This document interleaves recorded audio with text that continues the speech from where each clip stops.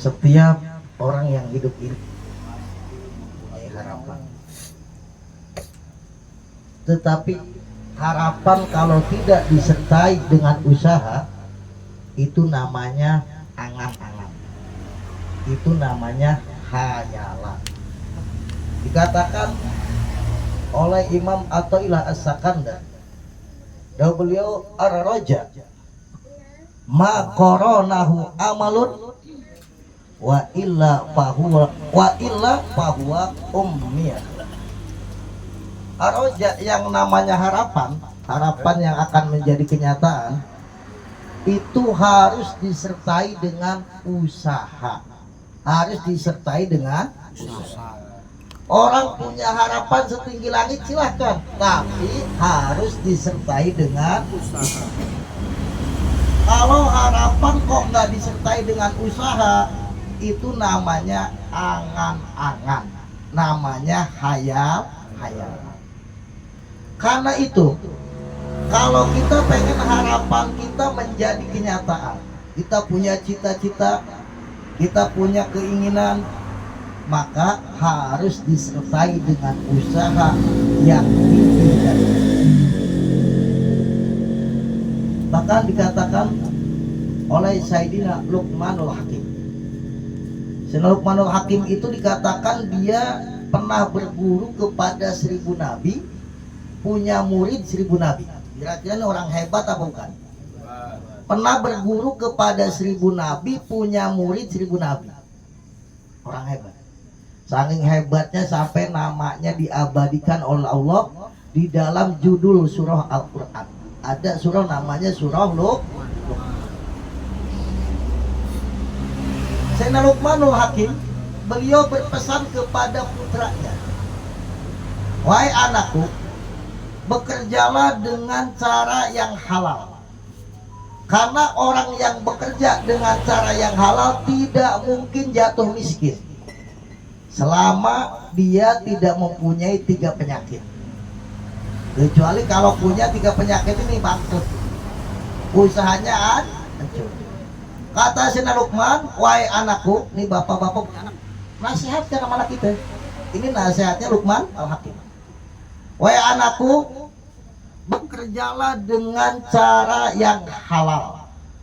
Karena orang yang bekerja dengan cara yang halal tidak mungkin jatuh miskin, kata Luqmanul Hakim, selama dia tidak punya 3 penyakit.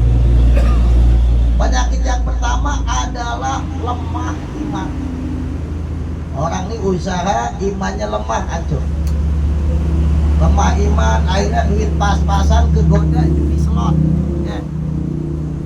Udah miskin, duit sedikit, main judi slot.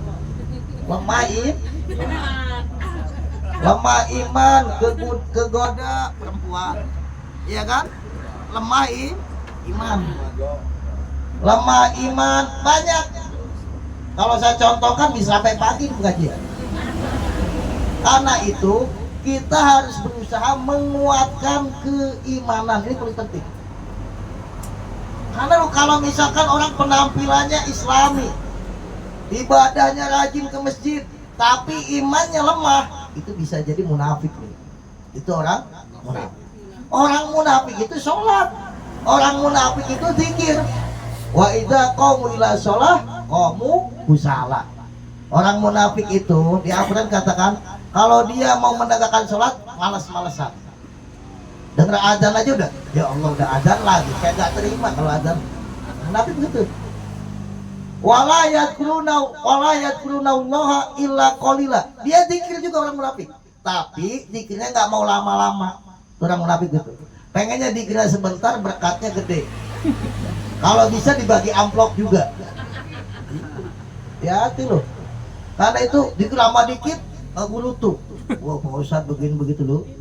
Diajak dapat pahala loh, pakai gerutu segala. Ya, itu tanda orang munafik. Itu lemah imannya. Bisa jadi imannya kosong. Jadi penampilannya agamis, tapi hatinya penuh dengan kekufuran. Itu namanya orang munafik. Jadi kalau orang kata Luqmanul Hakim punya lemah iman, hancur usahanya. Liatin, mesti orang yang hancur usahanya itu tidak akan lepas dari 3 hal. Yang pertama lemah iman. Yang kedua lemah akalnya. Dia nggak tahu saingannya siapa. Kita nih orang yang hidup di atas dunia ini punya saingan. Bersaing itu normal. Bersaing itu adalah wajar. Bersaing itu biasa. Tapi bersainglah dengan cara yang sehat. Orang kalau nggak mau hidup, nggak mau bersaing, nggak ada kemajuan. Persaingan itu bagus untuk menjadikan kita maju, tapi bersainglah dengan cara yang sehat.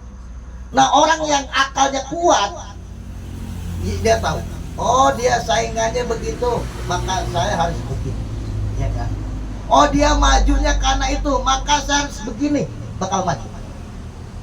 Jangan sampai kita zikir rajin tapi akalnya lemah, bisa hancur. Maka harus akalnya yang kuat. Ibu-ibu ini milih mana? Bodoh tapi duitnya banyak, duitnya banyak tapi bodoh oon. Pilih mana? Hah? Oh, itu namanya gak bisa milih. Lebih oon daripada oon. Ini orang pilihannya bodoh, gak punya duit. Bodoh duitnya banyak, pinter tapi gak punya duit. Pilih mana? Bu? Hah? Ini bodoh loba duit. Kan anu bodoh loba duit bisa ngatur nupin. Kenyataan nu fakta. Orang pinter nih diaturnya emang orang yang loba duit. Betul apa enggak? Betul. Jadi ibu-ibu pengen bodoh tapi loba, ya pantas makanya bodoh terus sampai sekarang. Nah, yang kedua jangan sampai lemah akalnya, harus tahu medan, tahu musuh, tahu saingan. Terus tahu. Dulu ada orang datang ke kiai. Ini santrinya kiai. Dia punya warung makan, tapi bukan sate. Punya warung. Ngadu sama kiainya, kiai, kok warung makan saya sepi, warung yang lain rame. Saya sepi, si bungsu rame misalnya. Ini ceritanya datang kiai, cerita guru saya beneran. Loh, kata kiai begini, itu padahal yang onone nggak pernah zikir, nggak pernah ngaji, tapi usahanya maju. Saya rajin zikir, sepi usahanya, gitu. Kemudian kata kiai begini, kamu jual nasi sepiring berapa? 6.000. Piring 6.000. Kalau yang ono 4.000. Oh, kata kiai, kamu namanya zikir tapi nggak mikir. Kalau yang ono mikir tapi nggak zikir, masih menang yang mikir tapi nggak zikir. Karena itu kita harus kuat akal, tadi kata Luqmanul Hakim, ya kan? Paham kan maksudnya ya? Harus kuat akalnya. Karena kalau akalnya lemah, walaupun kita zikir, diundang semuanya. Jadinya bukan zikir yang nggak manjur, kita yang akalnya kurang pintar. Paham kan Bu ya? Yang ketiga, jangan sampai hilang kesopanannya. Kita nih harus ramah sama orang, iya kan? Nah, jangan sampai nggak sopan. Kalau udah hilang kesopanannya, hancur. Apalagi tiga-tiganya. Yang sopan, kata pepatah mengatakan pembeli adalah raja. Lu cuman beli 10 tusuk doang. Ya tetap yang namanya kita dagang, ya kan? Maksudnya tetap kita harus yang sopan. Loh, kita coba lihat, orang ini rata-rata sama pembeli ini dipanggilnya AA. Walaupun orang ya dekil, kucel, AA, neng, ya kan? Maksudnya itu kita panggil sopan. Loh, kita lihat pasar modern, kita baru masuk aja, selamat pagi Bapak, selamat siang ya, senyum senyum, belum bayar gitu, dia udah senyum, udah kata-kata sopan. Nah memang begitu, jangan sampai hilang kesopanan. Ini punya kita, bukan punya orang kafir. Yang kuat imannya, kuat akalnya, yang sopan, menang gitu. Tapi kalau kita lemah akal, lemah iman, hilang kesopanannya, salah satunya aja kita jatuh. Apalagi tiga-tiganya ada, pasti jatuh. Kalau kita mau telaah, kita mau cek and recheck, setiap orang yang jatuh di dalam usaha mesti ada salah satu dari tiga ini, mesti. Oh, kenapa pemain lama selalu kalah sama pendatang baru? Karena yang lama nggak mau mikir, kalah dan dalam apa akalnya kalah sama yang yang udah nggak mau mikir, judes lagi dagang. Ya udah, itu saya selalu amati nih orang-orang yang hancur usahanya, mesti salah satu dari 3 hal itu ada. Oh si ini dulu masya Allah agen besar, kelontongan besar, hancur, mesti salah satu itu 3 ada. Kalau nggak lemah iman, lemah akalnya, ketipuan aja sama orang, dibohongin aja. Kan lemah akal. Orang kalau bodoh itu gampang ditipu, ya kan? Tipu paranormal begini begitu, iya kan? Begitu. Ada ini, ada itu, percaya itu. Hah? Akhirnya harus beli minyak ini sekian juta. Ini ya itulah, kita harus pinter. Dulu ada sahabat Nabi kaya raya, namanya Abdurrahman bin Auf. Oh, Abdurrahman bin Auf nih, dia punya dagangannya. Tokonya belum buka, yang mau beli udah antri. Sampai saking hebatnya dia dalam berdagang. Kata sahabat-sahabat yang lainnya, batu aja, misalkan batu tuh, batu koral, dipegang sama Abdurrahman bin Auf jadi duit. Kenapa? Orang udah percaya Abdurrahman bin Auf itu orangnya jujur, orangnya amanah. Nggak pernah dia mengatakan yang jelek dikatakan bagus. Dia tidak pernah apa sesuatu yang cacat dikatakan sempurna, nggak pernah. Dia jujur, dia amanah. Dia nih, wah kaya raya, padahal tadinya miskin. Dari Mekah hijrah ke Madinah dia nggak bawa apa-apa. Dia miskin dari kuli sampai jadi konglomerat. Kalau di kita kan udah jadi kuli, ini jadi kuli seumur hidup. Ya, benar apa enggak? Kenapa? Itu nggak pernah mikir. Kalau udah misalkan susah seumur hidup. Nah, Abdurrahman bin Auf enggak? Dagangnya laris luar biasa. Ditanya oleh sahabat, wahai Abdurrahman bin Auf, apa rahasianya? Engkau ini dagangnya laris, nggak terkalahkan sama siapapun. Kata Abdurrahman bin Auf, rahasianya 3 hal. Ingat-ingat nih, bawa pulang oleh-oleh ini. Yang pertama, saya ini tidak pernah ngambil keuntungan gede-gede. Asal udah ada untung, jual. Jadi asal nggak rugi, asal ada untung, jual. Kalau kita kan enggak, belum untung gede, belum dijual. Sehingga kalau sekali orang beli itu orang, ya Allah, nyesel 7 turunan, kapok udah nggak mau beli lagi ke warung itu. Kenapa? Ngerasa digetok. Kata Abdurrahman bin Auf, kalau pengen laris manis, asal ada untung, jual. Kenapa? Karena keuntungan itu kecil tapi bagai tetesan hujan. Hujan itu kan kecil-kecil, gede-gede bukan kecil-kecil. Gak ada. Hujan loh, tetesan hujan gede-gede apa kecil-kecil? Tapi kan walaupun kecil, air kerap mah banjir. Itu apa enggak? Lo itu banjir yang di Jakarta, yang di Bekasi, yang di Karawang, emang hujannya gede-gede sih di botol aqua gitu. Sama kecil-kecil, ya kan? Tapi kalau banjir, kerap hujan. Begitu kita ngambil keuntungan kecil, nggak lama, tapi kan banyak, volumenya banyak, perputarannya cepet, banjir gitu. Maksudnya banjir duit. Kita doakan pawan banjir duit. Amin. Itu yang pertama. Jadi yang pertama, dia nih jual yang penting nggak rugi. Ini Abdurrahman bin Auf, sahabat Nabi nih, dia pernah jual 1000 onta. 1000 onta. Dia ngambil keuntungannya hanya cuman dari tali kendalinya doang. Tali kendali, onta ada paling berat, paling goceng ya kan? Atau mungkin kurang dari goceng, tali kendali itu 1000, tapi kan kali 1000. Lu di kita kan calo aja ngambil keuntungan 5.000 nggak mau deh, 50 aja nggak mau. Tapi kan nggak berkah. Mana ada calo kaya raya, ya kan? Pernah lihat kita calo kaya? Nggak ada. Badannya gede. Badannya gede di calo. Nah itu kan calo itu. Ya kan? Karena itu memang begitu. Jadi keuntungan walaupun sedikit berkah. Kemudian yang kedua, kata Abdurrahman bin Auf, saya nggak pernah jual utang, selalu cash. Itu dipraktekkan loh oleh pasar modern. Mana ada pasar modern ngutang? Boleh. Kita boleh nggak ngutang ke Alfa? Kecuali ya. Jadi walaupun ngambil keuntungan sedikit nggak apa-apa, kontan, cash. Nah di sini kayaknya nggak ada yang ngutang ya? Ada yang ngutang nggak biar di sini? Hah? Segala mungkin itu banyak. Nggak ada, mesti cash, iya kan? Masa beli sate ngutang? Ada apa enggak? Hah?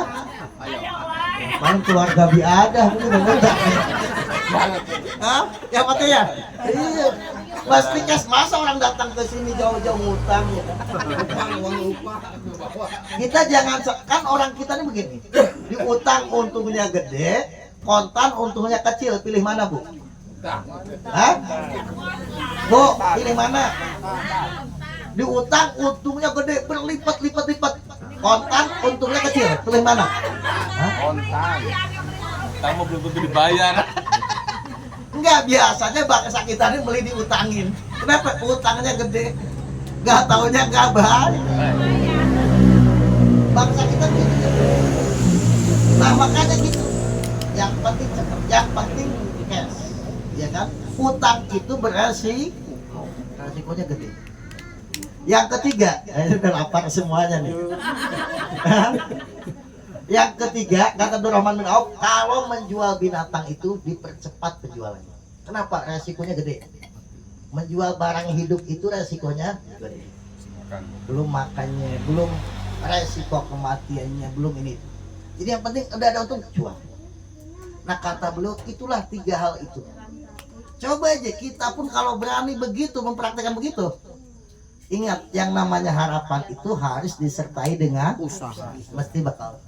Kalau harapan tidak disertai dengan usaha, itu namanya hayalan. Itu saja. Wallahu a'lam bishawab. La ilaha illallah al-mawjud bi kulli zaman. La ilaha illallah al-mawjud fi kulli zaman. La ilaha illallah al-ma'bud fi kulli makan. La ilaha illallah al-ma'bud fi kulli makan. La ilaha illallah al-madhkur bi kulli lisan. La ilaha illallah al-ma'bud fi kulli lisan. La ilaha illallah al-ma'ruf bil ihsan. La ilaha illallah al-ma'ruf bil ihsan. La ilaha illallah kulla yamin huwa fi shan. La ilaha illallah kulla yawmin huwa fi shan. La ilaha illallah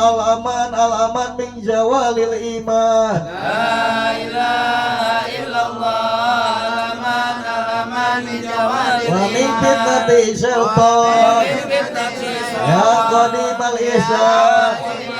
Amlak alaina min ihsan. Ihsanukal qadim ya Hanan ya Mannan.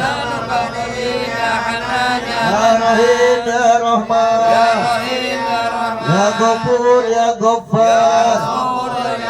Ighfir lana warhamna wa anta khairur rahimin.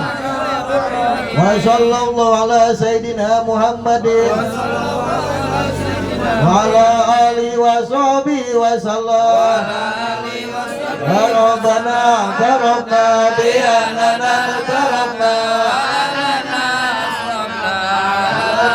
asrafna Fatub alaina tauba Taksilu qulaba Wa tulana rati Wa amini rahati wa qfirli walidina Rabbi wa maulidina wa wali wali wali Wa sairi wilani Wa kulli rahabba ajiratin asuba wal muslimin ajma Amina Rabbi pasma wa judamana labil isami minna Bil Mustafa Rasulih Ahza bi kulli Suli Salam wa salam Rabbi Alaihi adal Habib Wa alihi wa sahbihi adada qasi suhbi walhamdulillahi bil badi wa tanah ya Allah ya Allah lana bil qabul